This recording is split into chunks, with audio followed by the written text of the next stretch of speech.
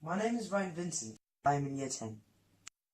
The primary aim of my project is to detect nuclear radiation from both cosmic rays and radioactive decay of terrestrial substances.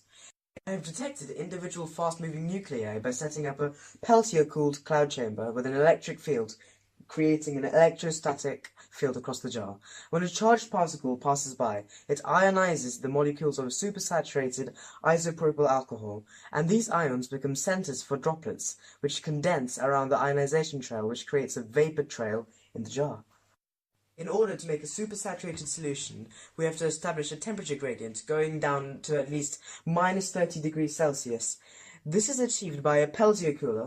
I place a glass jar on top of the thermally conductive paste, which I've spread on top of the Peltier.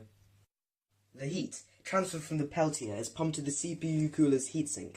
Then a pump is used to move liquid coolant to a radiator, which is then immersed in ice water. A fan on top of the radiator makes the heat transfer even more efficient.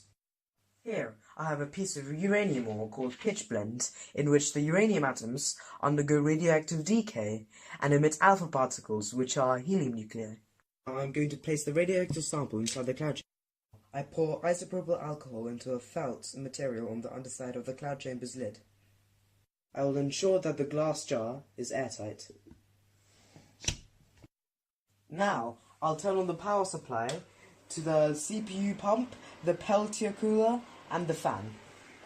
Apply an electrostatic field to the jar with the positive on top and the observe vapor trails being produced by alpha particles emitted from the uranium ore.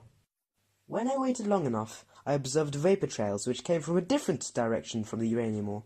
This is most likely to be a cosmic ray which was converted to a muon.